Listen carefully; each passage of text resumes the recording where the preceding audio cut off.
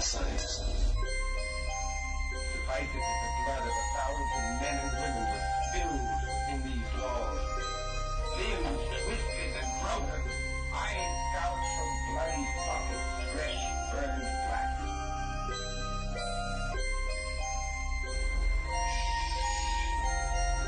Please. You'll wait for death. In death, there are no accidents, no coincidences, no mishaps, and no escapes. Jackie realizes that we're all just a mouse that a cat has by the tail.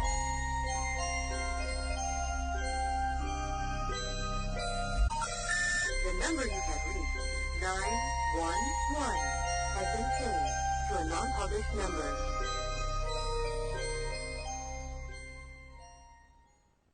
Warning, the following show contains conservative posturing, radical Christian ideas, and may offend pagans, Wiccans, Islamic fundamentalists, and other unenlightened individuals. Callers and guests may be subjected to brash and offensive comments by the hosts and any other type of bullying tactics available. But that's okay. We know why you're here. This concludes this test of the emergency broadcast system. Tonight is Monday, July 30th, 2007. Oh, we're on. Oh, that's a great way to start a show. That was, yeah. Oh, we're on. I was trying to get you to repeat that, too. If you had repeated that, that would have been something else. That would have been special. Anyway, we were just talking about Ron Mexico. And for those of you who don't know who Ron Mexico is, we're going to let Chuck tell the story. Yeah, I don't think anybody else tells it better than Chuck. On his gold microphone. So go ahead and take it away. Tell us about Ron Mexico, Chuck. Okay, well, Ron Mexico is a.k.a. Michael Vick. It's his alias. And how did he get this alias, Chuck?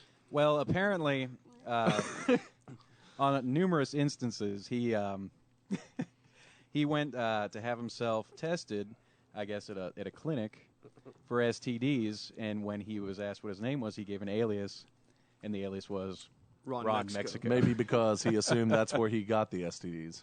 No. I'm just guessing. I don't know. In Tijuana? Yeah. Well, that's usually where they get them. Well, the great thing about this is, though, you can go to Google and you can type in Ron Mexico name generator, and it will give you one. And just for an example, I'm going to go there and find out what all of our Ron Mexico names would be.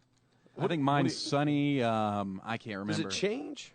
What are you talking about, Scott? A name generator? It's pretty funny, actually. If you type in like Michael Vick's name, it comes back Ron Mexico. Actually, yeah. Or no, Ron Mexico into the Ron Mexico generator. It comes back Michael Vick. Yeah. Oh. So if you go to this, it's you just type in Google, type in Ron Mexico name generator to pop up, and it asks for your name and your gender. So for Trent, we'll put in Trent Lackey. Well, I think that the whole Ron Mexico thing came up too because it's actually on the Smoking Gun website. Okay, Trent, your Ron Mexico name, the ultimate disguise, is Carl Latvia. Carl Latvia. Yeah, that sounds like funny. some kind of gumshoe from the 40s, and I feel like I should like Carl Malden maybe. Jay Scott. Here we go. Hello, Jay Scott. Your Ron Mexico name, the ultimate disguise, is Hank Estonia. Estonia. Yeah, we must have a private eye firm, but we're in the same building, maybe. Now, Chuck, it's a geography joke. Chuck Browder, your Ron Mexico name, the ultimate disguise, is Little John China. Little John China. And D. Clements, your Ron Mexico name, the ultimate disguise, is John Norway. It's weird. So there we go. Remember that next time you're at the clinic. John Norway. So I don't think we finished telling the story. Well, the whole Ron Mexico thing came out in an affidavit, I believe. He was sued in civil court by a woman who was seeing him for several years, I guess, and was alleging that he knowingly gave her herpes. Okay. All right. Yeah. And you can look this all up on the smokinggun.com website. Okay. They've got copies We've of all had some this of those stuff. people before. You remember true. Chris Roller? Yeah, we got him from Roller there. is on there. Yeah, that's true. Yeah. Well, I found him from there. Mr. Estonia. Yeah. And Find out what his Thank you, Ron- Mr. Find out what Latvia. his Ron Mexico name is. That sounds like some guy's secret code. John Norway, how are you tonight? I'm doing fine, thank you. Thank you for the story. But know what's so funny is Little John what's China. so funny is I've put all you guys I've put all you guys' names. Yeah. Carl. I've put all you with a K. I've put all of you. Nice. I've put all of your names in here before when I was just hanging out, being stupid one night, talking on the phone about this name generator, and I put all of our names in there. And what's so funny is the name, it never changes. I mean, you put that name back in there again, and it's going to give you the same name. So I put Trent Lackey back in again. I got the same thing, Carl Latvia. Now, what happens if you type in Carl Latvia? Well, I guess it would put in Trent Lackey? No, it won't. The only one it does that for is Michael Vick. If you type in let Ron, me try if you Carl type in Latvia. Ron Mexico, it'll give you back Michael Vick. I don't think it does it for any of us. Unfortunately, I don't think it will either. Let's try it. No. If you type in Carl Latvia, your Ron Mexico name, the ultimate disguise is Dante North Korea. I think that's Dante Culpepper's one that he uses when he goes to the clinic. Oh, yeah. We're just gonna. So remember, guys, just use a fake name and add a country at the end of it. Yeah, Some countries are more funny than others. If you do, it says, hello, Ron Mexico. Your Ron Mexico name, the ultimate disguise, is Michael Vick. Now, I wonder if you did that, put in Ron Mexico, and instead of saying you're a male, said you were a female. Let's see what happens there. Michelle Vick? I don't know. I'm curious, did they Mickey? plan for this? Let's We're test going their to find out here. abilities. It's still Michael Vick. Yeah. It's still Michael Vick. That may be intentional. Yeah, sounds like it. But it's so great at the beginning of this. It says Ron Mexico name generator. Do you occasionally want to be as incognito as Ron Mexico is? It has now been made extremely easy. You're just a few seconds away from creating your own Ron Mexico name. I'm going to keep that Carl Latvia thing. I like that. My nom de plume will be Your Carl, nom de plume. Carl Latvia. I'm in the OmniSound chat room tonight. For those of you that are wondering, go to OmniSoundRadio1.net and click on the chat, register, and log in. Or you can go enter that from our website, worldoftheunexplained.com, and just log in that way. Just click on chat on the front page. Welcome to World of the Unexplained, by the way. I don't know if we. Oh, yeah, we mentioned never said that. You know? We got caught up in the whole Ron Mexico thing. See, it just threw everything off. It just threw it all off. I'm Trent Lackey. I'm Jay Scott. Or Carl Latvia. I forgot your first name, Mr. Estonia. Hank. Hank. Hank, Carl, Little over here. Little John, excuse me. That's his hip hop name, incidentally, too. Yeah. Yeah. What? Okay. Oh, man. This has really gone down. A couple of cases of crunk out there, you know. I mean, or crank. I don't know what it's called. It's crunk. Oh, my God. Well, we're closing on the house tomorrow, so congratulations to me on being a new home. Excellent. Hooray. Yeah. We can move the facilities. Yeah, that tanning bed, man. You get to help me with it again. No. He's like, Come never on. again. Nah, we're going to. I think it'll go down the stairs easier than it Oh, goes. yeah. We'll just let it go. it go. It'll slide right down. It'll come right down. I hope you don't have heavy stairs that you have to lift it back up. No, there's no stairs. Did it actually work? No, you never found out. if No, it I worked. did. I turned it on. It worked. Okay. Yeah. I had to install this funky outlet. Yeah, because you had to install a certain power wattage to. Yeah, well, I didn't. I still kept it on the down low. Yeah. Your own tanning bed. I don't use it. Liam bought it. It is weird. He also has a cryo chamber that no one's told. Yeah. Don't I talk don't know if about you guys that. know about it. You know, him and Michael Jackson, And Ron Trello Jeremy. and and Ron Mexico. That's what I meant. I said Ron Jeremy. Oh God. Yeah, This all show's of you really guys gone bought downhill. it at the same facility. Ron Mexico. He comes by sometimes over there in Bismarck. with his dogs. Oh, stop. That was bad. Yeah. Apparently, he owns a lot of cats, though, from what I had heard from another. Like there's gonna Wonder be what he cat- does to them, man. Yeah, like there'd be cat. I mean, cats are not going to do crap. No, but that's if just you don't. sick. Yeah, Just it sick. is. It's messed up. Well, if you go on smokinggun.com as well and read up on those charges, there are some really nasty things that you see in there. I mean, some of the allegations are they electrocuted dogs, stomped one to death. It's Yeah, I awful, mean, he man. should It's awful. swing. It's He should be- inhumane, and it's they should just punish him the same way. Well, they'll probably bring him up on RICO charges here, and then we won't have to hear from him for a very Ever long again. time. Yeah. Ever again. Yeah. But He deserves I it, guarantee you, he's going to get a light sentence. He'll get a slap on the wrist because he's just another he's just another celebrity, like Lindsay Lohan, and like what's her name? Oh, Paris Hilton. Twit. All of these people to get the light smack on the wrist. If any one of you guys had done that, y'all be under the jail cell. That means we must become celebrities. That way we can get away with all kinds of stuff, right, Scott? We are celebrities, man. I know we are. It's the Wotu Express coming in. I know we have our own train and bags of gold. I'm reading the new Harry Potter book. That's It's real good. Yeah. Doctor Who said They he sold cried a lot of copies of when it, man. when he Yeah, read it. yeah. We got invited to the midnight thing over at Gell's bookstore and never went. Well, I should have could- gone to that. I but couldn't I have couldn't. gone. I don't remember what I was doing. I couldn't go. I got to play a show or something. I don't know. Well, anyway, tonight Oh, we've got yeah, Jesse Marcel Jr. Yeah, that's for true. those We ought to of you go to the guest. Roswell fanatics. Yeah, and he's going to be on to discuss his father's story. I think he's going to be on to discuss his father's. No, he's not going to be on to discuss his. What are you father's talking story. about, Mr. Norway? Uh-oh. What's happening? No answer at the phone, guys. No answer at the phone. Call He back must in have been- about 5 minutes. Must have been Okay. hearing the conversation earlier and was Yeah, like, he's like, I'm not going on that show. Get them. Click. Yeah, that's not going to be good. Actually, Another 5. okay. We'll give you Speaking another about 5, we'll paranormal talk. stuff, have you heard about the story about the so-called exorcism that happened in Arizona? Is where this the- recently? Yeah, it was Yeah, pretty the creepy. The guy- one with the grandfather that was Yeah. tasered and died. What? Yeah, he was Yeah. tasered and died. Where have I been? And there's some. I didn't see this the on mother, Fox News. yeah, well, the child. I don't really. was? Oh, See, okay. I'm a little questionable about the nature of the exorcism because the grandfather was like attacking the child or something. I don't even know which one was possessed. There was I a know the mother story and on a this. daughter that were covered in blood, I think, when the police showed up. right, and the mother was and he was naked and choking chanting. one of them. Yeah, And that's why they tasered him. and the mother was naked and chanting stuff, from what I heard. You know. well, I'd also, I don't, and I'm not sure if this is true. It might have been actually hoodoo. Oh, Yeah. like Hoodoo. the ritual. Like the ritual was a hoodoo ritual. Yeah, and apparently it's just not Christians or Catholics that are in the exorcism. Well, yeah, we. apparently Jews are into it, and apparently also voodoo. Well, I mean, practices it as yeah, well. when we had Well, it's John it's Zaffis worldwide. on, when we had John Zaffis on, I mean, he talked about the wide panoply. We might have to call him here if we don't religions. get our guest on. know. John, what's up? Hey, you're on the air. Might but spend a I don't couple know. It hours was with us. weird. I mean, yeah, the guy died. I guess he was performing the exorcism. You know, and it's so weird.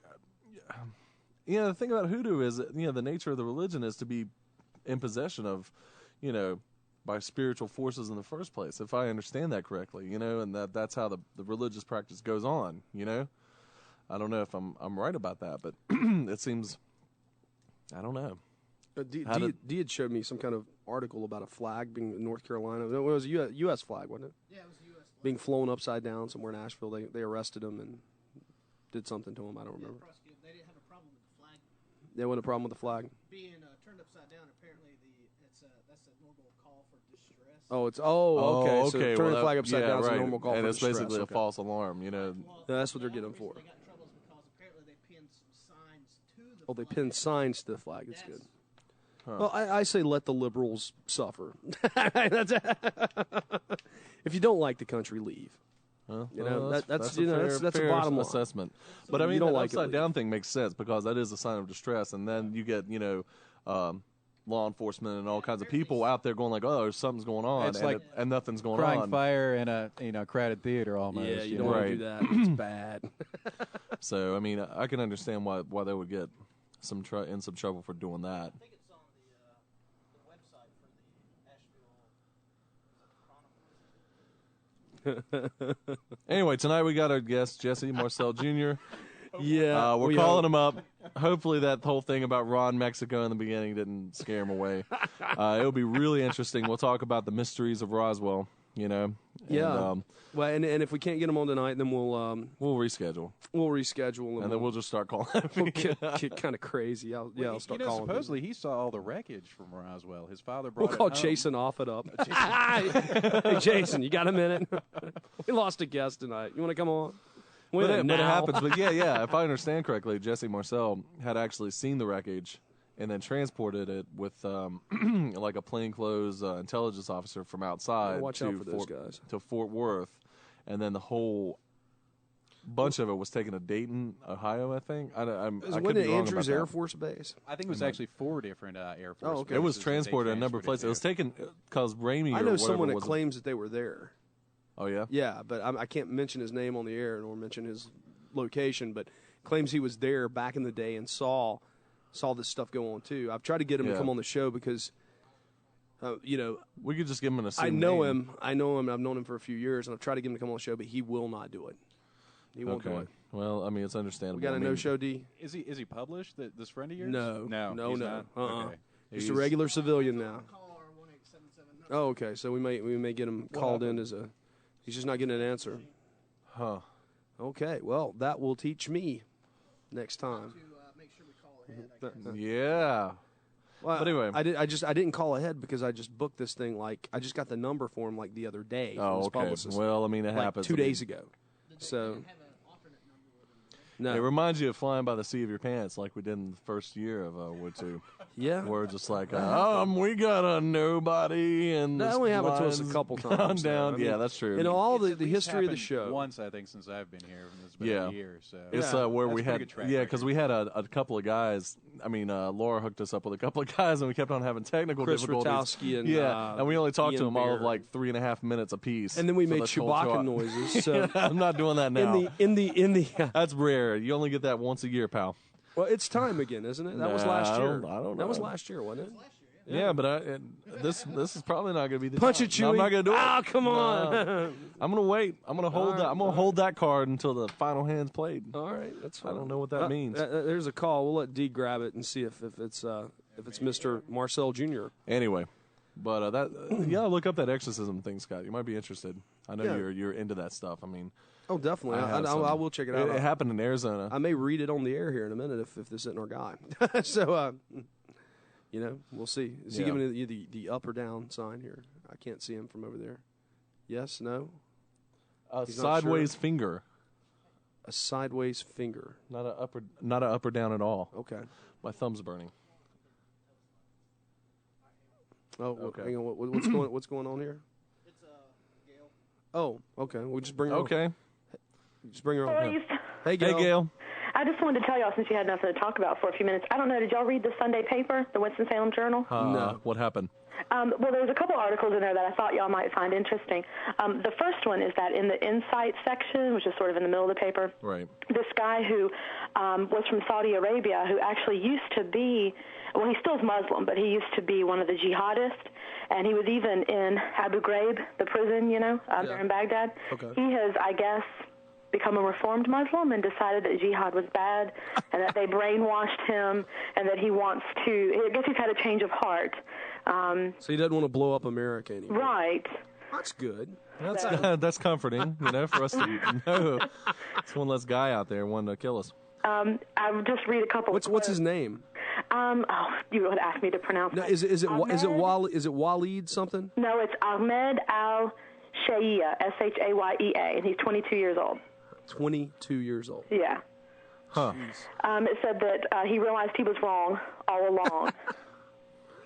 I'm glad he realized that before he Associated Press. strapped a explosive on his back. He also, this is a particular quote, "There is no jihad. We are just instruments of death." Wow. Now, where was he living? Was he here in Winston? No. He was, How would he be in Abu? That's quite a trip, Scott. No, from he being- was in Abu Ghraib. But I'm saying, he got out, obviously, but that's why I was wondering where he is and why it was in the Winston paper. Oh, that's true. well, I guess because it's called The Jihadist Journey. There is no jihad. We are all just instruments of death against the cause. Oh, it's one of these syndicated pieces that all the papers Yeah, pick it's from up. the AP. Okay. Oh, okay. Yeah. And then the other thing that I found really interesting was, again, in the journal, on page 2, sort of at the front section, there's an article called Holy Confrontation, and it's... Holy confrontation, Batman.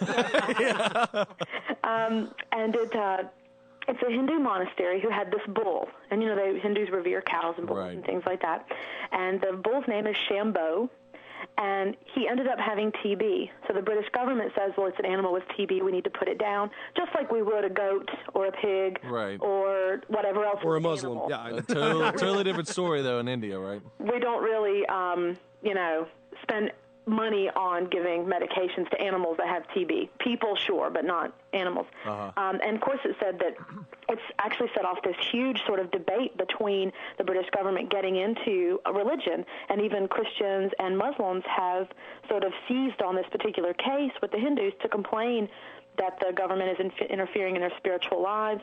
They actually took the bull away from the monastery on Thursday, this past week, and they had to I guess it was sort of a really big scene. It said that the monks were sort of praying, the Hindu monks were praying outside, and here come all these, British cops with their guns out, going through these people who are praying and chanting.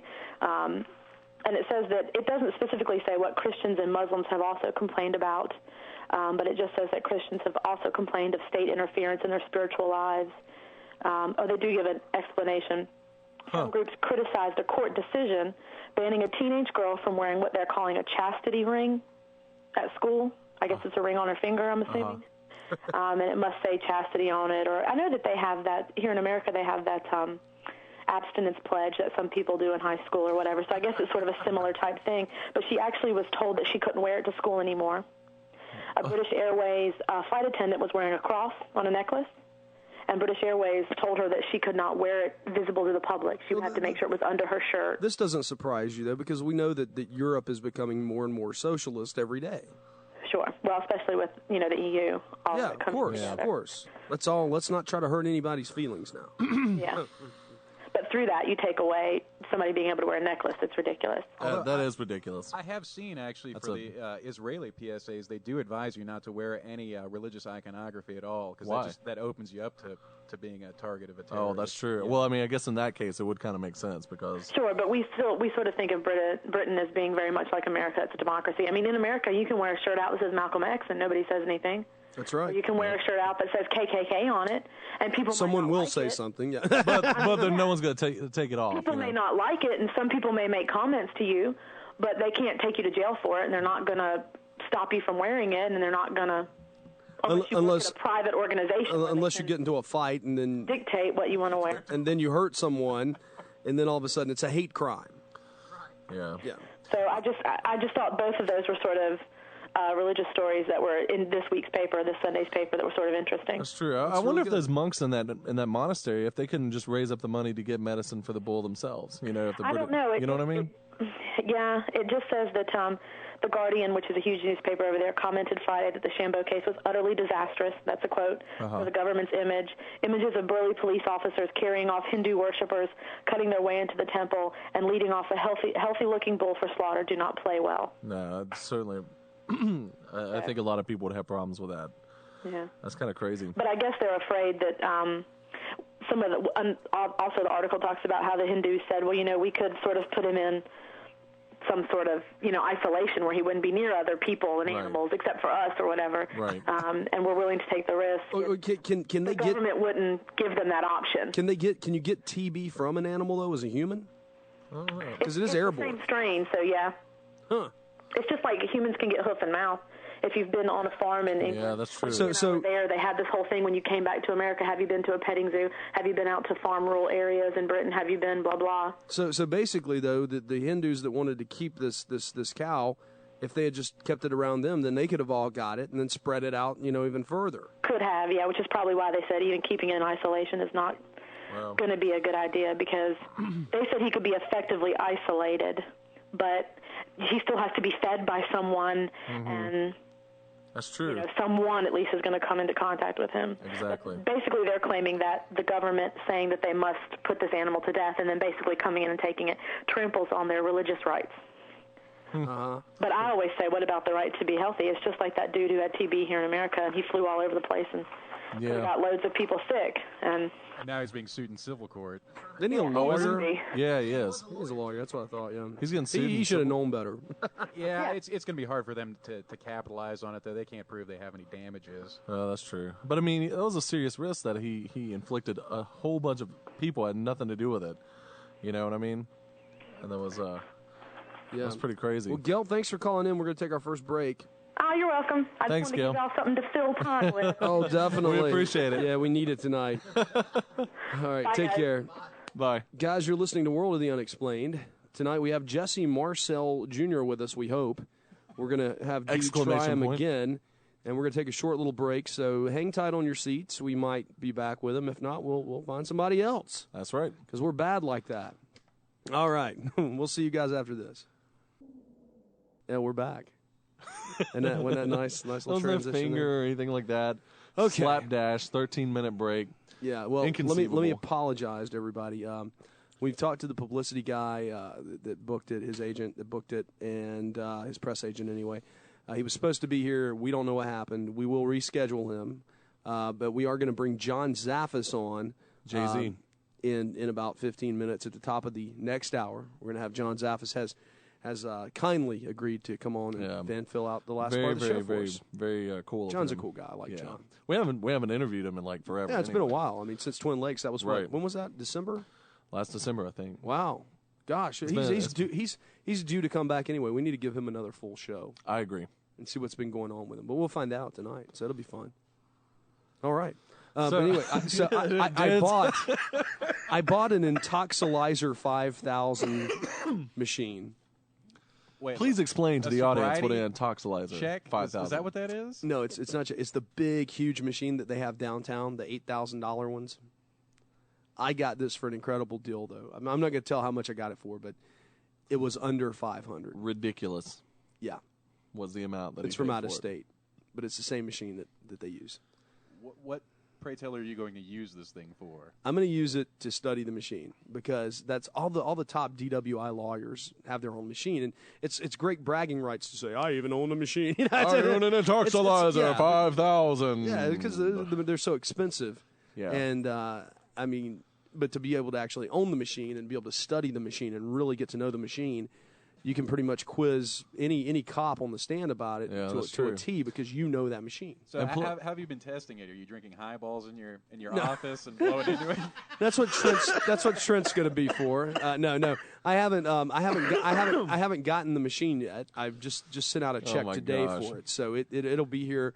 And then I need a couple parts to go with it too, because it's not completely. I mean, it's working. The guy assures me, but there's a few parts missing that I need. But more than likely, I am going to be used to test the machine, Chuck. Mm-hmm. I will use various liquors like Jägermeister, moonshine. You and Chuck can both test the machine. Yeah, I'm going to drink moonshine. Yeah, you can both test the machine. The nice kind with the peaches in it. And I'll bring it out for the move in to the new house for the party. Yeah, I'll bring it out there. I'll wheel that bad boy out. On a card, Yeah, like all right. Maybe everybody stand in the line. Maybe dress like a funny little costume or something. That'd be fun. Tell people they can't leave. I'm sorry, you've blown over the legal limit. Sorry, you gotta stay. You're too impaired to drive, sir. And Chuck, go back in the house. Put the pipe down. Go back in the house. What? You're sleeping on the floor tonight. And you're gonna give it a nice name like Toxie, or No, I'm gonna name it Ron Mexico. This is the Ron Mexico machine. Hank Estonia, just like your nom de plume or nom de guerre. The Ron Mexilizer 5000. Ron Mexilizer. You could give it a little sombrero, like a crazy big mustache, somewhere. And a poncho. And a poncho, right. It's the Ron Mexilizer. 5,000. Oh, man, that's great. Speaking of 5,000, have you guys ever seen Transylvania 6 5,000? Well, who hasn't? I don't know. I think a lot of people probably had. Some of our younger listeners I've may never, not. I've never seen it, man. What? It's at the video store now, man. You should check it out. Yeah. Yeah, it's got a John Candy in it, don't it? I don't remember. Or that might be another horror movie. It's got She's the guy. a comedy movie. It's got the guy that played what's his name on Seinfeld, the tall guy? Oh, Harold Kramer, yeah. He's one Michael of his Richards. Michael Richards. It's one of his early roles. Pre-Urban Slur. It's in the 80s, man. Before the Laugh Factory. Yeah, before the racial slurring and insane ranting. But Urban slur. Yeah, I don't know why I called it that. Racial slur is the word, but I'm sorry. Okay, it was not. No, it's fine. I'm not busting your chops. Yeah, I think you are a little bit. Okay, maybe right. just touch. Punch Punch it, Chewy. No, I'm not doing it. No, we got John Zaffis on. It is a cheap trick. I'm not falling for it. No, I will do it one time, but not now. Now is not the time. No, Cato. Now is not the time. I was thinking about OJ. What if I did it? Book. The Browns are getting the profits 90% of that. Yeah. I'd heard. Who is? Yeah, and they've even blocked OJ's publicist from getting any of the profit out of this. The Nicole Brown Simpson's family. Yeah, because they won the civil case against him. Yeah. But there's this old basically this old maxim in law that you shouldn't be able to profit from your crime. So that's I guess that they're using that somehow in some case law. They would be collecting too at this point too, but Florida has some strange law where you can hide all your assets in your home.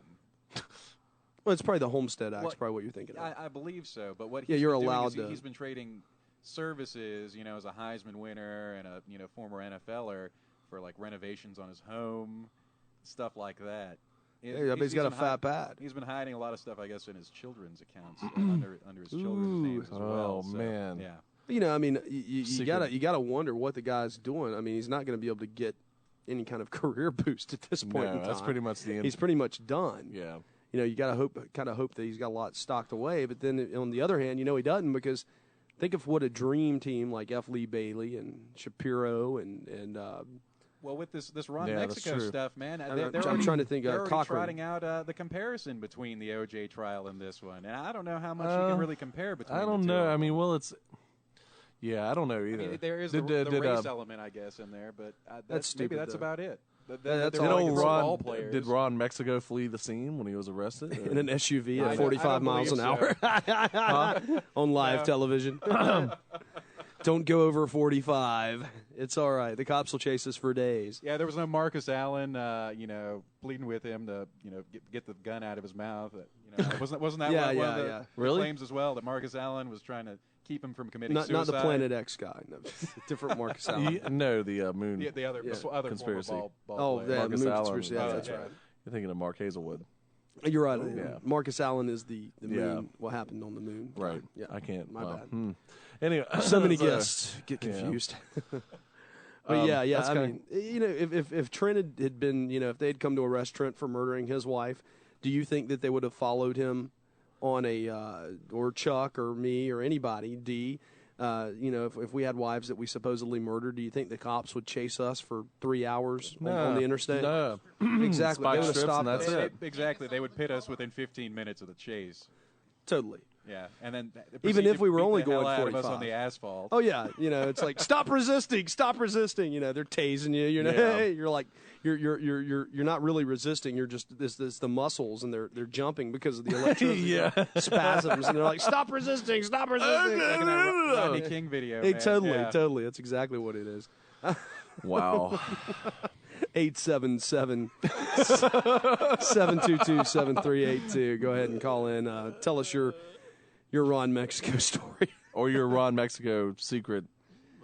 Yeah. If you want, we'll even throw it up there. Call us and we'll tell you what your Ron Mexico name is. If you want me to do that.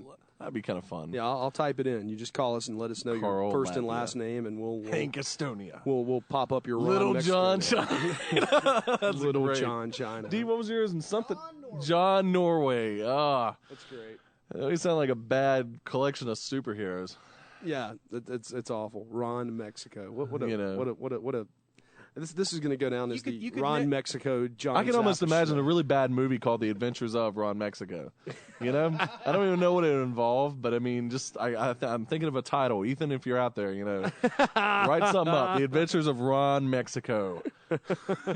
Incognito with Ron Mexico. Yeah. I think he needs a handlebar mustache. I think a big, huge fake one. Maybe it's green. I don't know. And a sombrero. And a poncho. Huh? Yeah, okay, 1-877-722-7382. Give us your name. We'll give you your secret Ron Mexico name. Local number 336-996-1596. That's right. I can tell the phones are just ringing off. They're lighting up the board. I need a fake nom de plume. I need to call them and find out what it is. I hope I get something out of Southeast Asia. I wonder what Mark Twain would be. Let's find out. We're going to have to find I out. can't believe we were doing this, but I mean... It's that bad.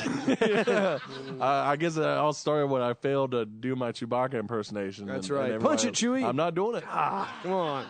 I can't do it. Mine's bad. See? I tried. Find out what Chewbacca's Ron Mexico name. That's good. Did I ever tell you my theory about Chewbacca and why they named him that? I think you did, but I've forgotten. Well, anyway, Chewbacca... Well, wait, you can't tell the story unless you make the noise. I can tell the story if I want to. Can't do it, man. You can't Let's see tell me what I can and cannot say. It's internet radio, baby. We're free. Free as birds.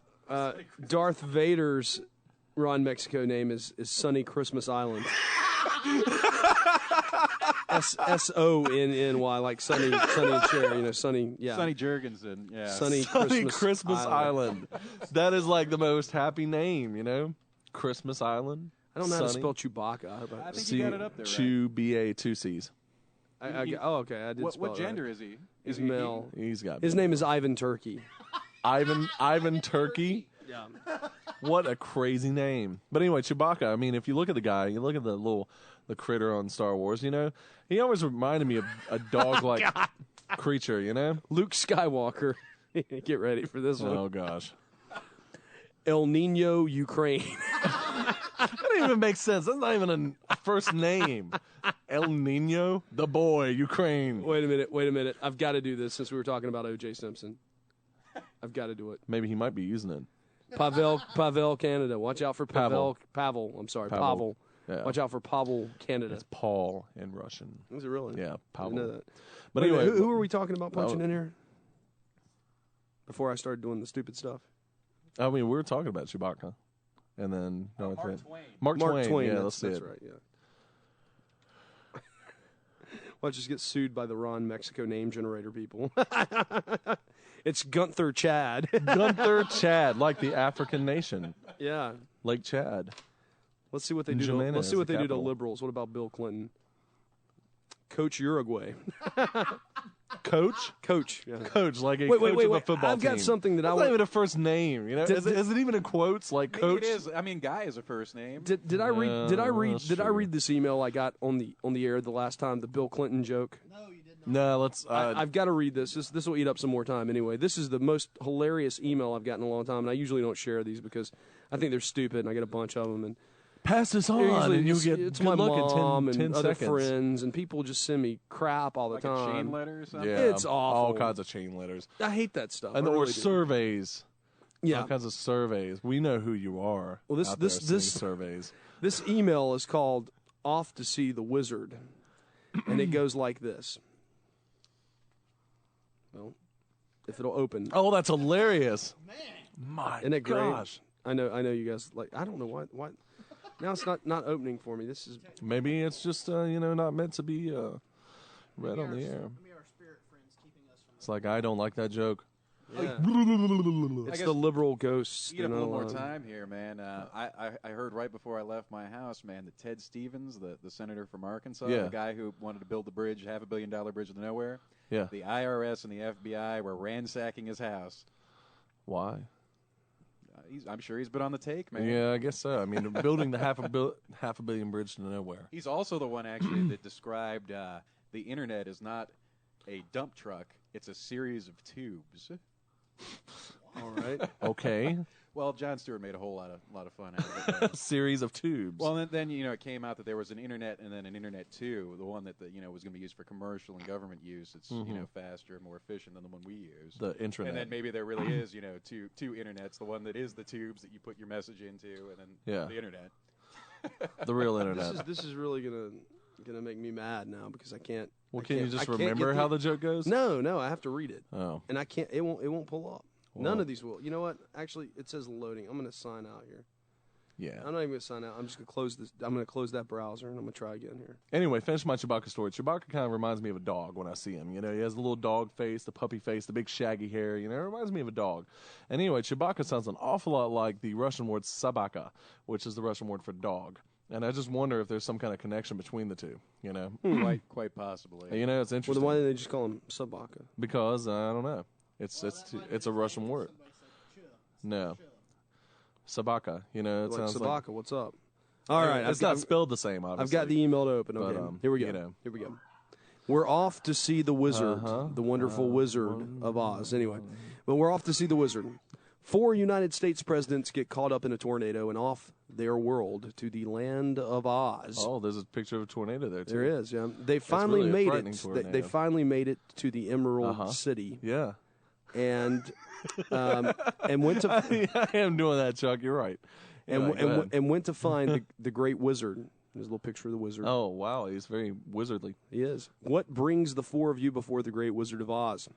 Jimmy Carter stepped forward timidly. I've come for some courage. I'll come for some courage. No problem, said the wizard. Who's next? Richard Nixon stepped forward and said, well, I think I need a heart. Well, I think I need a heart. That's my Done, says the wizard. Yeah, that's good. Who comes next before the great and powerful Oz? Up stepped Bush and said, the American people say I need a brain. No problem, said the wizard. Consider it done. Then there's a great silence in the hall. Bill Clinton is just standing there looking around, but he doesn't say a word. Irritated, the wizard finally asked, well, what do you want? Is Dorothy here? And I love that picture they gave him with that's the true. one eye kind of Just like, that kind of wink, smooth yeah, little smooth hey bill. there, Yeah, hey there, Is how you Dorothy doing? here? Is Dorothy around here? That's Oh, my presidential me. impersonations, which are horrible, and I Mine are promise terrible not to do too. them. I don't know. I think I do the George Bush thing You're all right. no He's Rich pretty Little easy. man. No, I don't know what I want to be because No. yeah, you Did know. you see him at the White House press dinner this No, last no. time? It was the worst I have ever seen, man. It was just. Oh no, I did see that. It was awful. It was really lame compared to Stephen Colbert and some of the other ones. For some reason, I don't know, but people that do impersonations, I don't know, they're cool and all, but they just never seem to really go a whole really far. Yeah, but nobody's better than Rich. Yeah, that's true. Who was another guy that did a lot of impersonations? Actually, you know who used to do some pretty good ones back in the day when he was still doing stand-up comedy was Eddie Murphy. Oh, that's he true. did some pretty good impersonations, man. Yeah, he Robin was pretty Williams, good. he's But I not mean, half he bad. wasn't famous for them. You know, I mean, Yeah. Rich Little was famous for impersonations, and Eddie people- Murphy's Ron Mexico name is John Mullet, Equatorial Guinea. That's a very long alias. It is. Yeah. and a really lame little country. No, I'm just kidding. That's all. Had one of the worst dictatorships in all of Africa for a long time. The capital is Malabo. It has an island and a little tiny slip of land. Let's see if we can do Lindsay Lohan. The numbers are 1-877-722-7382, Oh, I made her a 336-996-1596. Give us a call. John Zaffis is going to come on in a little bit. We're going to reschedule Jesse Marcel Jr. There's been some scheduling problems, but Wait a that minute. happens on occasion. But first, we have to find out what Paris Hilton's name is. Okay, let's hear it. It would be Sarah Venezuela. That's a pretty good one. That's a pretty good one. It's like a, kind of sultry and Kind of like Ron Mexico. a little bit. Yeah. Like a Latin name with a. Now we have to go to break. Yeah. Yeah, we're gonna get a break now. Yep. Okay. Let's go. Stick around, guys. John Zaffis will be with us right after the break. You're listening to World of the Unexplained. A crazy, crazy night for it, but hey, it's all good. See you in a bit. And we're back on World of the Unexplained. Tonight, we have our savior, John Zaffis, who saved you from hearing a show about Michael Vick and the Ron Mexico thing. John, welcome back to World of the Unexplained. It's been a while, buddy. How you been? I'm doing good. How you doing? We're doing great. Oh, pretty good. Doing great. Good. I started a small law firm here. You did? Yeah, in Kernersville, North Carolina. Cool. So, Cool. yeah, I even bought a one of those Intoxilizer 5000 breathalyzer machines for the office. It's going to look great. Yeah. We're going to nickname it Toxie. That's Yeah, right. That's, So what's been going on? Tell us what you've been getting Yeah. into. Just been keeping quite busy lately with investigations, and it's excuse me, I got a little bit of a cold. It just seems so wild. The cases seem to be very intense these days. I think it's yeah? getting And worse. usually this time of year things quiet down. People are vacationing, and you don't have that much going on. But I'm just as busy right now as I am in October. wow. Really? Well, you want to talk about a few of those? Or Yeah, I'm working on one case. It's an intriguing case, actually. The house is almost 300 years old, and it has a history to it with the family living on the property for generation after generation. And this last generation that's living there, the woman started experiencing all kinds of different things. And we had found that somewhere down the line, in one of the generations, they were able to actually prove out that a little girl fell down in the well behind the house.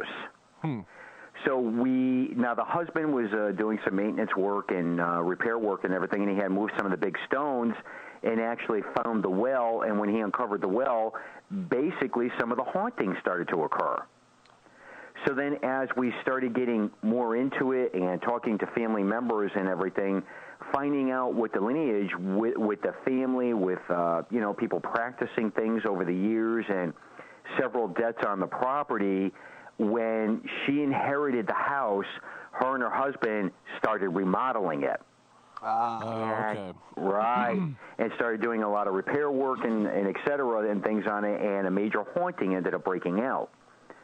So it's intriguing when you get involved with these investigations and you could see some actual documentation on some of the things that people talk about that could have possibly occurred on the property, and some of the things that we know can trigger a haunting. And remodeling is a number one classic sign that can and will trigger things.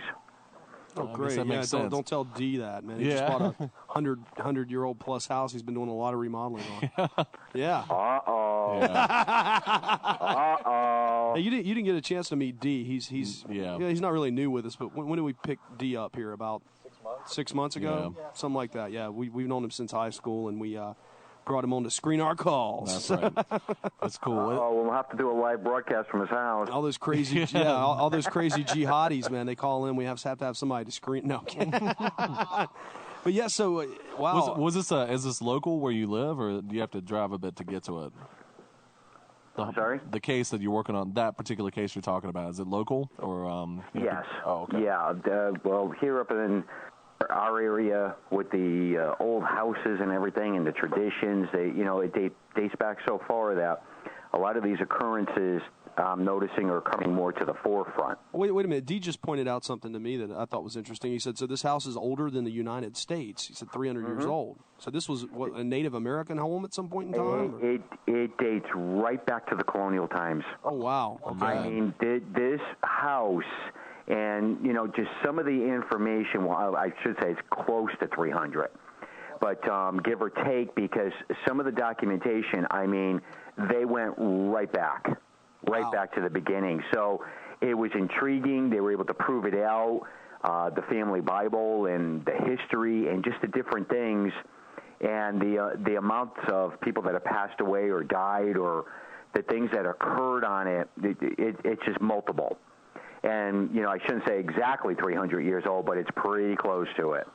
What are these spiritual encounters? I mean, are they malevolent or more of a prankster type? I mean, what are they doing? Okay, this is these types of cases are the things that intrigue me, because we have multiple that we're dealing with here. Malevolent, we're dealing with human spirit, and when you get the combination of the both elements that are there, it opens up different things to trying to understand it. And it's a lot more complicated when you're trying to help those individuals to clear the property. Because then you've got to go back through and try and figure out, okay, what could this relative have done or that relative? But, it's intriguing. But now, just to go back to even as far as they're right on a riverbank here in Connecticut, and we do know that some of the Indians did have a camp not within this piece of property, the original piece of property. We just don't know if this parcel had any actual Indians that had lived on it, but within the surroundings of it, we were able to find some documentation that it did actually have Indians that did live right there on the bank. Interesting. You said that. Okay, go ahead. I'm sorry. You said that you think that these things are getting more and more, the activities increased more than it normally is this time of year? It's unbelievable. I mean, I think today what's happening is the curiosity with the paranormal. I mean, every time I turn around, there's at least a multiple of new paranormal groups popping up. I think the TV shows and the different things have opened it up where more and more people are talking about it. But it's even opening it up even farther where people are getting very curious with the negative side of this type of work. A little too curious. Yeah. A little too curious, yeah. And people are venturing in and getting involved with the negative type situations, and they're just not prepared to be able to get involved with those types of cases. Do you think that so this may be it's causing us a double type of whammy lately with getting involved with cases, because we're not even just dealing with the families. It's to the point now where I'm even dealing with some of the researchers that investigated some of these places. Ooh. Yeah, that's. Do you think part of this increase in the level of demonic activity and things like that you're seeing? Do you think that has something to do with possibly an end of days type scenario?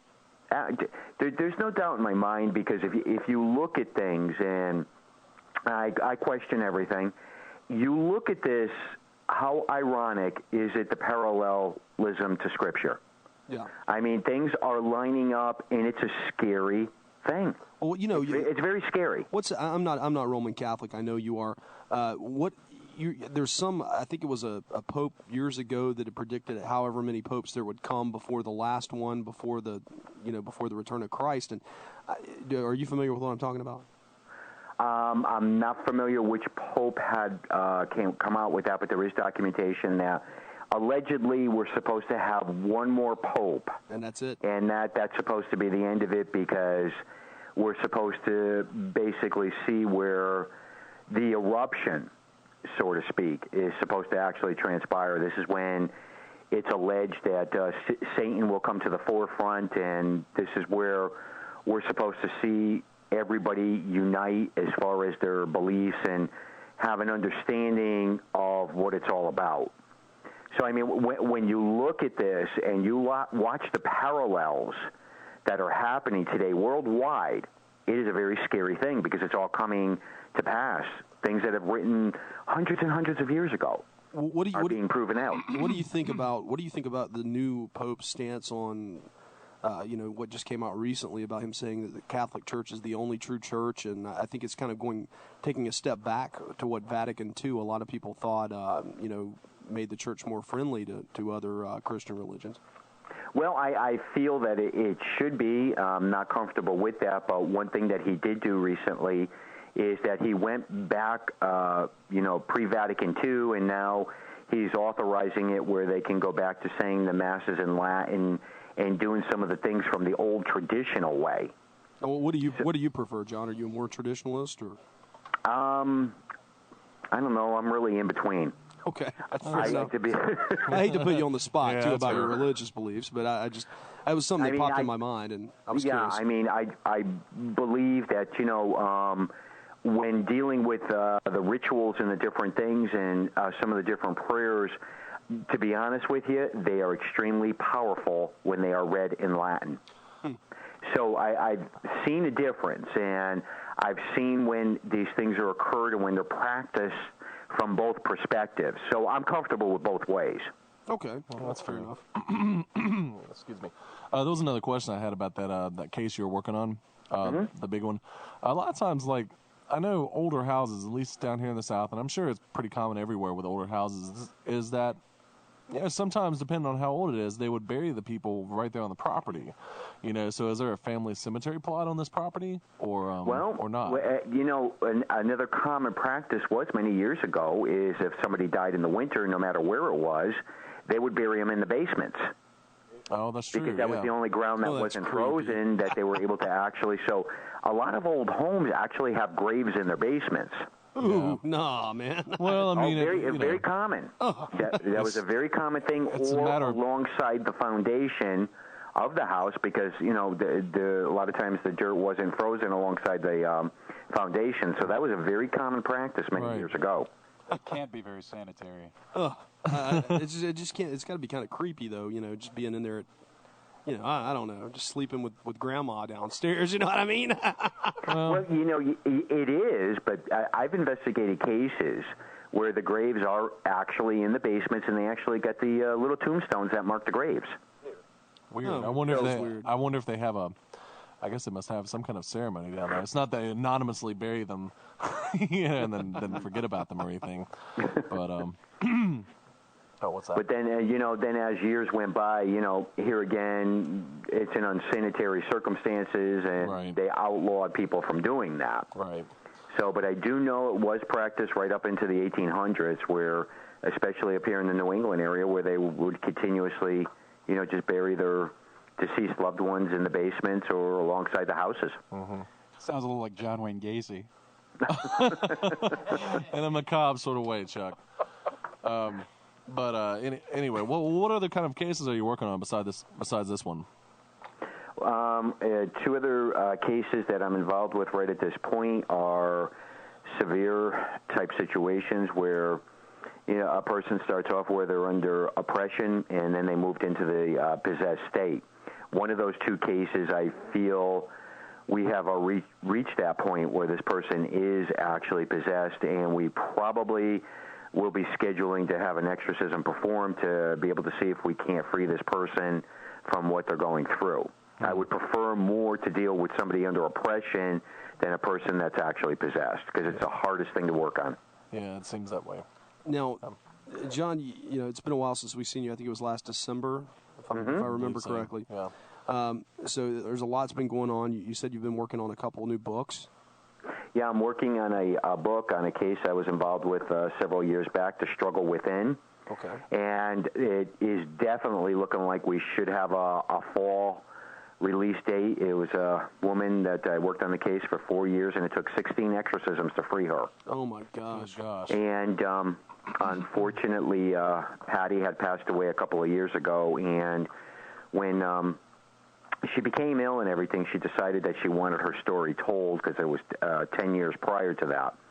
And we've been working on that diligently. I've been working with the daughter and a couple of writers to try and get the manuscript pulled together on what the whole ordeal of Patty's existence and the last 10 years of her actually being freed from being possessed. But a lot of times what people don't understand is once you've been touched by the paranormal, once it's been in your life, or you've been possessed or anything like that, you have to keep your guard up 24/7, because it just lurks and it waits to enter back into these people's lives. So that's a struggle, and that was something that she wanted told in her story, because you don't hear people talk about that. You got the cops So after we're you tonight, working on John. that and- Huh? I said, you got the cops after you tonight. I'm hearing the sirens. I know. And but yeah, I'm sorry. You say you're working on that, the struggle, the 16 years. Yeah, well, 16 exorcisms. 16 exorcisms, excuse me. So we're hoping that that's going to be complete. It's about 90% done. And the book after that I'm working on is called Possessions. Oh, okay. And we took 50 items from within the museum. Oh, yeah. We had photography work done on them, and we're going to be doing short stories to go along with all those items. That's cool. I was always fascinated by your creepy museum and the creepy things. Yeah, I can't believe you live there, man. I can't believe it either. I can't believe you keep that on the same place your house is. What is wrong with you, John? I don't know. I don't know what's wrong with me. Have you, something I want to know, have you heard about this? I'm trying to find it now online. But there was a story, I think Chuck or Dee was telling me about it, about an exorcism that happened, I think, in Arizona. It was me, Scott. Oh, it was you? Oh, I'm sorry. I Thanks, just leave you out Scott. there. Yeah. Are you familiar with this? And the guy had died, or the grandfather was trying to exorcise this young girl, and the mother and the young girl were all covered in blood, and the mother of the child was naked and chanting. This all happened in Arizona, and either yesterday, and the cops came in and tasered him or something like that. Are you familiar with this story, John?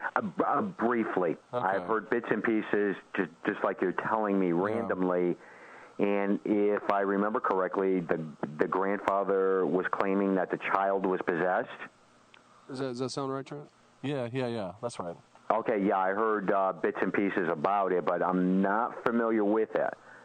So I'm not quite sure what the heck that one was all about. I know. It seems really interesting. Weird, that the grandfather claimed the child was possessed, and all of a sudden the cops came in and I guess just tasered him and took him down because he was, threatening the child. It seemed... If I remember correctly, too, didn't he die from a heart attack or something? He did. He did die after the police officers came after him. It depends on what their belief system was. It depends on what they were involved with. I mean, there could be a lot more things, and as time goes on, a lot of times you'll find out different areas that could have encompassed why the grandfather was thinking this. So, those are tragic type situations, and when these things happen, it's kind of sad. But I'm not, like I said, that familiar with that case as of yet. Right. I'm sure I will be. Yeah, I figured if anybody, you would probably, have the hotline for the exorcism gone wrong. Call John.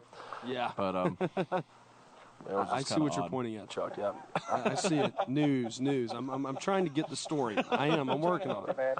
Well, it is a scary thing because it's something you have to look at from every perspective. When these things are being done, it is a tremendous amount of emotional trauma to these individuals if they're being delivered or an exorcism or anything like that. And those are the chances you do take. Can this person have a stroke or a heart attack or something like that? Absolutely. Yeah. So those are all things that are very much in the forefront when something like this is occurring during that, because, it's just something that's very prevalent and it stays with you. Is this how it's going to retaliate against the individual, or do you have to be extremely careful? Does this person already have a bad heart or high blood pressure or something? Yeah. You have to take all that stuff into consideration. That's true. I mean, it does make you wonder, especially if the person's being oppressed or possessed or whatever. Yeah, I mean, will they survive it? Oh, here we okay. go. The man held the girl in a headlock with one arm as he was squeezing her torso with his other arm. Apparently, investigators later learned he was trying to, quote, squeeze the demons out of the young girl. That doesn't sound like any kind of an they exorcism. They tased him. But yeah, it says that they came in as a 48-year-old Phoenix man. He was choking his 3-year-old granddaughter. Let's see here. And apparently when the cops walked in, he was shirtless. He was choking his granddaughter as her 19-year-old mother, naked and bloodied, looked on. Wow. I don't know what kind of... And the mother was apparently holding a religious picture of some kind, the police said, and chanting as the little girl was screaming. What kind of squeezed? I don't know. Religious picture, like an icon? It doesn't say. That's odd. I wonder what kind of a. Well, there you go. Call John Zaffis first, guys. Really? Yeah. I mean, he will not squeeze your granddaughter to get the demons out.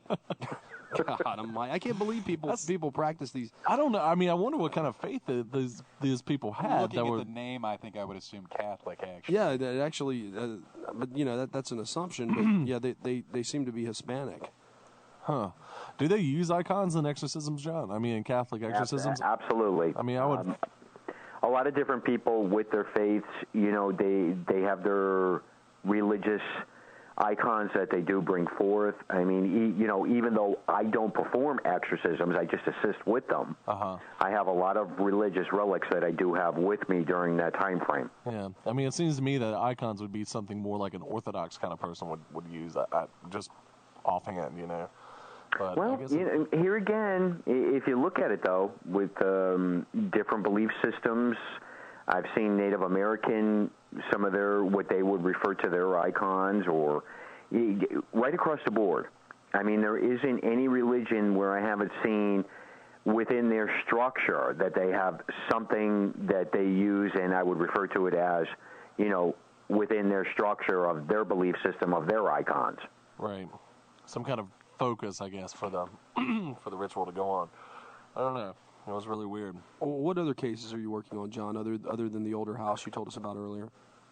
Well, I'm still involved with this one case where this gentleman's had 4 or 5 exorcisms.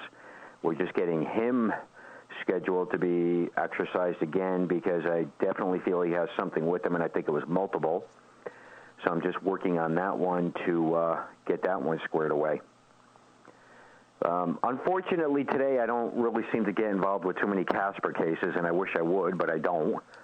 Casper being the friendly ghost. Yeah, Casper the friendly ghost. Yeah, no, they're because, all... those you could go in and investigate, do your EVPs, your psychic photography, and, it's not as stressful when you're doing human spirit cases as it is when you're dealing with anything on a negative level. What's the most disturbing EVP you've ever recorded? It wasn't recorded by me, but it was recorded by a very good friend of mine. And today, EVP has gone beyond just catching words or little sentences. She actually caught a full murder. A full murder? A full murder.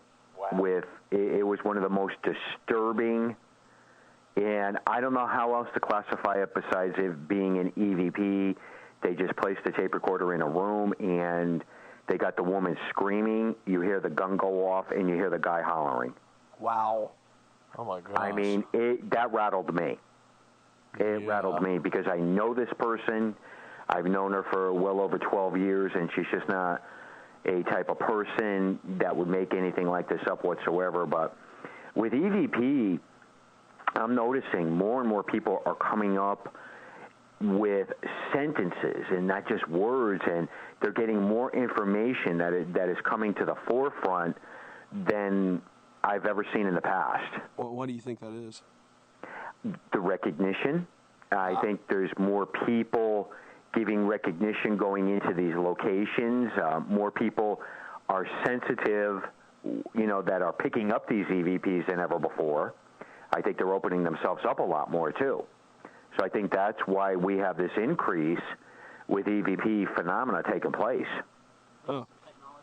Yeah, I was going to say maybe the recording technology is improving as well, I don't know. That too, because... Yeah, but sentences? here again, when you're picking it up digitally, I mean, what more can you say? You know? Yeah. When did you first start getting involved in catching the EVPs, John? Back on reel to reel. Wow. Okay. Yep. Yeah.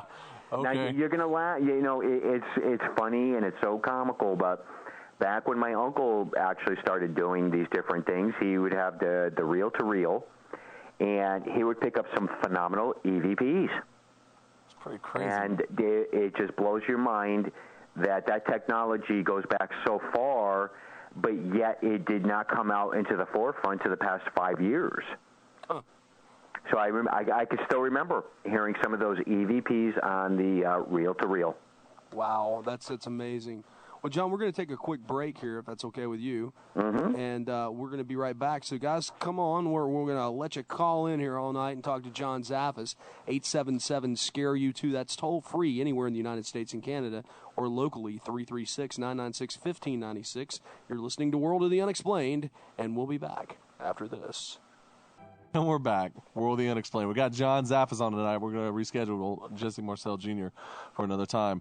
Call in. John Zaffis knows a lot of stuff about a lot of things in the spooky world. 1-877-722-7382. The local number is 336-996-1596. And, John, we're just going to go straight at it. Tell us about what's going on with the Waverly.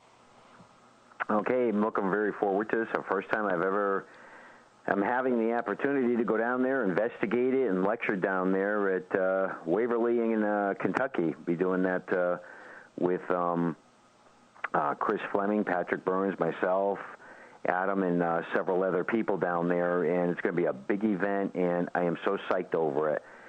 So anybody that's still interested in joining us, there are still tickets available. How much are the tickets? I'm not quite sure what the price of the tickets are, but I know they can be purchased through Darkness on the Edge Radio, Dave Schrader's radio. Oh, yeah. Right. Yeah, but it's going to be a 4-day event. We're going to be doing 2 ghost hunts there during the night, and looking forward to it because there's been so many paranormal people that have gone in and out of there and walked away with some phenomenal evidence, EVPs, black shadow forms, you name it. So I'm looking forward to actually doing it. When are you going to be doing that? We are going to be there from the 19th to the 22nd of August. Cool. Soon. Very soon. Right on my birthday. Anyway. So what do you think you're going to find out there, John? More than most likely, I think we're going to find that there's a combination of a lot of things out in that building. I think due to the trauma and, you know, in those types of places, we know we walk away with a lot of evidence, whether it's human spirit or something on a negative level. So I get a funny feeling we're going to walk away with a lot of psychic photography and a lot of EVPs out of there. Cool. You know, I had a question just popped in my head when you're talking about that old house that you're investigating now. And when you think about these places, and you have sort of these layers of individuals that go and pass on and then follow with malevolent spirits that kind of slip in.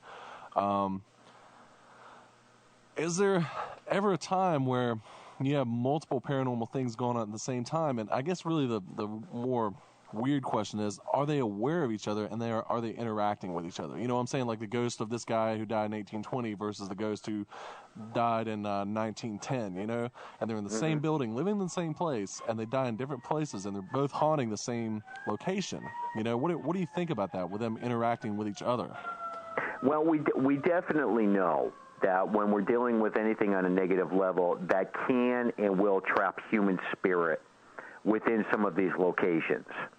And a key factor with that is the amount of strength that they can pull upon to be able to actually keep that human spirit earthbound. So we know we deal with multiples in that perspective. Do I or anybody else out there actually know whether or not they're intermingling or that they're actually aware of each other?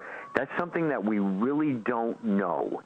Yes. And it'd be fascinating if we were able to prove some of that out, why and how it could possibly do that, because that goes against all our teachings. That goes against, the different things that we understand.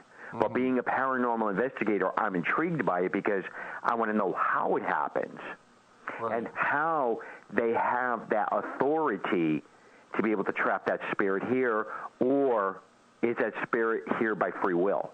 Yeah. I mean, it just would be interesting if one guy said, "Hey, who are you?" And the other guy's like, "No, wait a minute, who are you?" I'm This is joking. my house. I'm joking, but I mean, there's a certain amount of truth to it. It would be interesting to find out. I don't know if there's any way we're ever going to, though. But I doubt it. I doubt we'll ever, within our lifetimes, anyways, guys. I mean, we've advanced a lot so far, but I don't know if we're ever going to see a situation where we're going to be able to actually prove out how that happened, how they intermingled, what were the connections that actually tied in that kept that all there. Now, I have a theory for all the institutions and everything like that. We know a lot of these people had serious issues. They had mental issues. And is it a fact, here again, that they're so confused and they're just so used to their surroundings that they don't want to go to the light? I don't know, but it's a theory. And it's the same thing with a lot of our locations, the battlefields and like that too. Is it a fact that these spirits stay earthbound within their perimeters there because they're, just associating themselves with the other soldiers and everything that fell, and they just keep reenacting what they did when they were alive, and nothing's changed for them for hundreds of years. What do you think about the new breed of paranormal investigators, the newer generation that's going to be taking these reins from you in the next 30 years or so? Do you think that there's a lot of people out there that they're very fortunate because the doors are so much more open to understanding these things? There's so many more people out there that share their knowledge with people. But the one key thing is I always am very careful with telling people, go and proceed with caution if you're going to start getting involved with negative cases or studying demonology, because it isn't something to play around with. Because once you open those doors up and you start getting involved with those things, you better be prepared for activity to kick up in your life, because it will. And once you do that, it's very hard to shut those doors again. No, I mean, what do you think of the majority of the younger investigators that are out there? Do you think they're more capricious than some of the older veterans? Do you think they're more likely to wing it and to let it fly more carelessly and haphazardly than somebody more experienced? More so today than ever before, yes. Yeah, because today people want evidence within, arrival of going to a haunted location. Yeah. And a key factor that's very dangerous is people are provoking. Oh. And when I say provoking, they'll start demanding, they want proof that there's something there. If their spirits show them a sign, they're commanding it. And what is happening with that is you're basically provoking in a situation where you're not even sure what you're dealing with. And number two, you're granting free will for that spirit to attract towards you. So it's kind of like poking a big pit bull with a stick. Poking a bear with a short stick. Yeah. Absolutely. And if you're going to do things like this, you have to prepare yourself, because then you're going to start to have activity, you're going to start to have things occur with you. And what a lot of them don't understand is that it's very subtle, and it usually takes time for these things to build up. And then when they start having activity and things start to go wrong in their lives and all these crazy things are happening, they're trying to figure out why it's happening.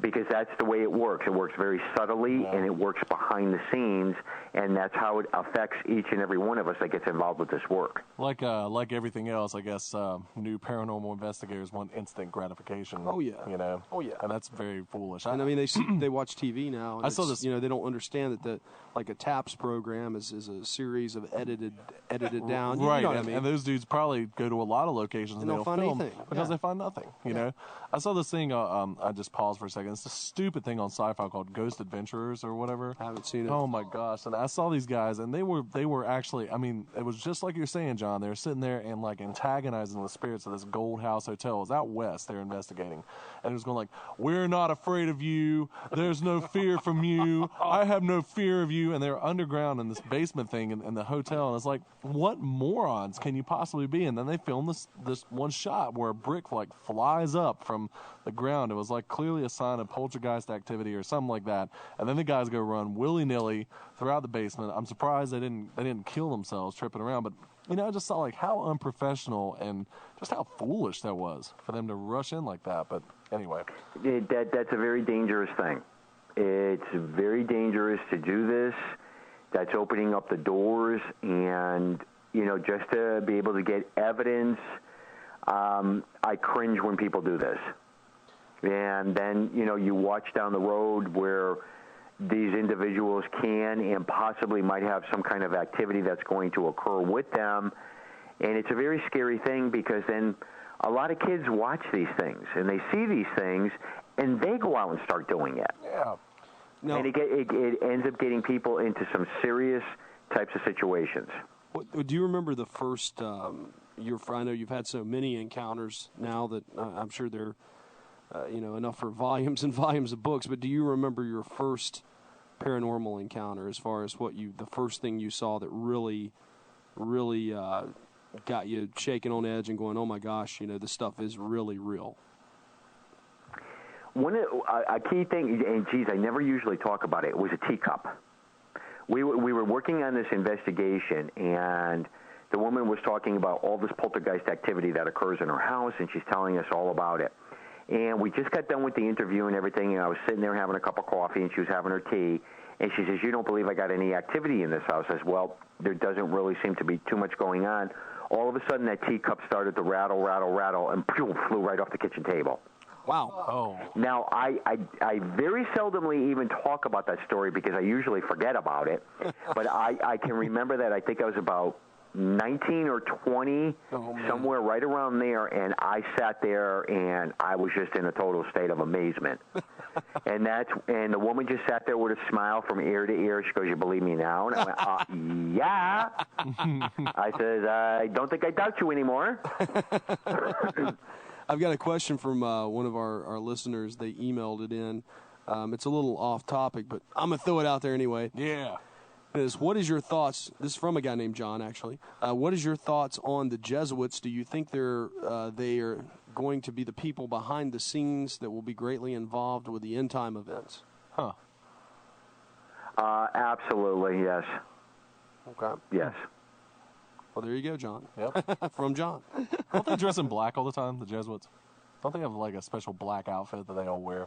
You got to remember, most of your clergy always wears black or dark blue. It was some kind of a special uniform. Maybe I'm just like a special Jesuit uniform, but anyway, what do I know? Well, there is. Oh, okay. Yep, missed the special Jesuit uniform. Yeah. It's kind of like, like the underwear that the Mormons. Yeah, the spiritual underwear. Yeah, magic underwear. My bad. Thank you, so, other than this book you're talking about, where the exorcism, 16 different exorcisms going on, and that book, is there another book that you're compiling, and along with that, or is that basically your big project right now? Well, that's my biggest project, and that one done. The Possessed Possessions is the next book that I'm lining up, and we're rocking and rolling with that one on the museum. But then there's another one that just came up over the past couple of months, and a writer friend of mine came up with the idea, I want to do a manual on John Zaffis. Yeah. And I looked and I went, what? I want to do a manual on John Zaffis, what to do, how to do it, what you think about all the different religions, how they intermingle, what they do, because you're one of the most open-minded people I've ever met, and I think that book would be a phenomenal book. And I sat back and thought about it, and I said, well, you know what? That might help a lot of people to understand things. Possibly. I mean, with your experience and everything, you definitely ought to work on that. I mean, sure. Well, here again, too, you have to remember dealing with this. I don't stray from my faith. I'm Roman Catholic, and I'm a practicing Roman Catholic, but You have to go outside your box to be able to understand what we do in our field. We're paranormal investigators. So learning to understand Buddhism or, Native American or, any of these types of things, dealing and intermingling with it, I'm very fascinated. And I'm very intrigued with so many of the aspects and the understandings of what people do on a positive and also on a negative. So looking at it and just trying to be open-minded, because I'm not interested in judging anybody, it's been a wild ride.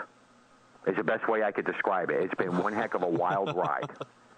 Yeah, we had one heck of a wild ride with you, too, there at Twin Lakes. That was, yeah. That'll definitely come to my mind from time to time, sitting around the old fireplace late at night, thinking about... Here again, that is something I feel that we should all get together at this point in time, because it's a stable situation now, from what I've been told through the grapevine, that getting myself and Al and, Doug and everybody together to do a radio show on the events of that night, so that people can understand some of the things that transpired, why I felt the way I felt, and do I feel here again, you can take things a step farther to curb something that we have no business doing. Yeah. To help protect somebody or to protect certain types of situations. That was a situation, and you heard me speak of it. It was just something that I just never ever thought was going to occur that night up in that bedroom. And no one has ever well, as far as I know, that's something that we've all kept between us collectively in that room. Yeah. I mean, that's something that we've never talked about publicly or even outside of our group. So, but yeah, I mean, if that's something that'd be great to get everybody back together again. Yeah. I'd have a blast. Here again, like I said, it's a stable situation at this point in time, and I think a lot of the information that came through the young lady with the things that transpired that night and the occurrences and different things like that, and Al was actually able to get it documented with the temperature changing within the room.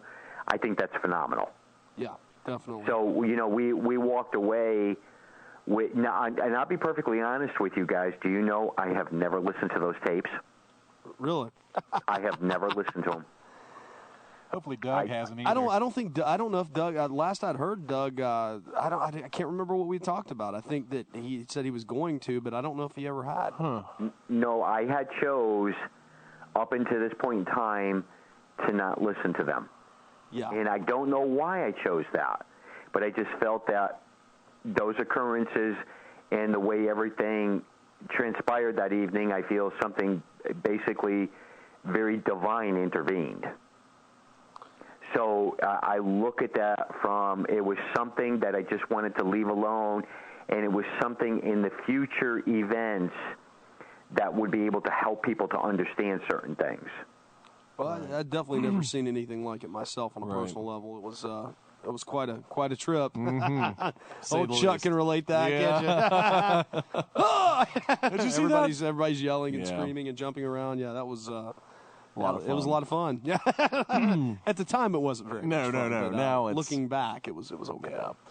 But well, yeah, we hate you missed it too, D. Next time, John. Norway. Oh gosh. But John, thanks so much for being on the show. We'll give you the last word. Okay, thanks a lot for having me on. And like I said, if anybody's interested, check into the Waverly trip there. That'll be happening from the 19th to the 22nd in August. I know there's a few tickets still left, and it'll be definitely an exciting time. My first time down there, and I'm definitely looking forward to it. And your website is www.johnzaffis.com? Absolutely. All right. Very good. Thanks so much, John. We appreciate it. Okay, guys. Thanks for having me on. It's been great. Thanks for squeezing us in. Take care, guys. All right. Thanks, you too. Bye-bye. Bye-bye. All right. D. John Zaffis. Cool. We got to get him on for a full 2 hours. 2 hours. It's been time enough, when he has the time to do it. Yeah. That guy knows a lot of stuff about things. Can you imagine us all getting back together in that same place? I don't know, man. I'll do it. I know you'll do it because you didn't go the first you time. didn't go the first time. You didn't see what happened. Oh man, that was creepy. Plug man. all this stuff over there, man, and then have it all just creepy. creep man. you out, man. And it was within the first 15 or 20 minutes of setting it up really too and just- going on air. Yeah. I think we Me and should. Trent we were listening to it a few weeks ago. That's gonna be you and Back to that, me oh my going gosh. somewhere just to make sure you're not gonna go on some feverish rant without me being there. I'd have been fine if I hadn't had like a fever of 102. It felt like crap. How much Robitussin in their NyQuil? Oh, God, I don't know, man. I took a bunch of You're stuff. all man. hopped up on cold I am, medicine. man. I was like, you know, that disattached head feeling. Yeah, You're like, that's woo. my favorite part of being sick, by the way. That floaty The feeling. medicine head. Yeah, the medicine head's a lot of fun. Yeah, I'm sorry. Probably should crank up some songs. Are you gonna sing for us, Trent? No, that song. I never hear it on the show, but I You mean, could use it's some lyrics, man. all that? this. No, I'm not. Yeah. Me and my boys, Trent and D, coming to you straight. Ha ha ha ha. Okay, Scott. From We me. no, Scott. Let's. Yeah, let's I'm just, sorry, I'm yeah, not- I'm no rapper. Let's stop that right That's away. bad. That's just a bad. I was having flashbacks from when I was putting one over on him about how there were lyrics to the Sanford and Son theme. You remember that? No, are there? No. Hey, Are he there really just put Quincy you Jo- over on that now. Oh my Apparently. gosh. Quincy Yeah. Jones. Quincy. Yeah. I'm a junk man. Q's Juke Living Joint. down in El Segundo. That's a good record actually. Q's Juke Joint. That's some pretty good lyrics there, right there. I don't man. know. I mean, I was just kind of playing off the show. It's one of my favorite shows from the 70s, by the way. Just in Good case one. you guys have a Trent Lackey trivia page that you happen to do. Favorite show please from don't. Yeah, please don't. But favorite TrentLackey.com. You're gonna end up with a MySpace page by the end of the evening, man, with all this on there. Oh, really? I already have a MySpace He does. page. Yeah. Yeah. I didn't know. I mean, it doesn't have a picture of me, and I don't actually even It's make his mention. dog. Yeah, I don't even mention of that I'm on the radio show at all on the web MySpace page, which may mean like why there's nobody looking at it because it's like who's that guy? You need to link it up, man. Man, link it up, I man. probably Look it up. should. Look it up. Probably should. I'll have like 3.5 friends. Lay it down and No, chop I'm it just up. kidding. That's, more than. Yeah, you can do that. You can do that, on MySpace. Oh, right. Yeah, 40 it's time, seconds. man. Probably Yeah. need to shut this Get this thing this down. little popsicle stand out of there. That's a whatever. good idea, Yeah. Hank. All right. Ron Mexico. That's awesome. Ron Mexico. Oh, anyway, we're going to reschedule Jesse Marcel Jr. We already in have. the future. It's what, August 10th? Oh, August okay. 13th. I'm Okay, sorry. August so good, 13th. good. Jesse Marcel Jr. Be sure to tune in. It happens on It occasion, does. but it was still a lot of fun anyway. This is Jay Scott, your only JD DJ on the Omni Sound Radio 1 Network. And this is Carl Trent Lackey. We're coming to you from Kerrsville, North Carolina, a small town. Talk about big things. Take it away, Little John. China. We out!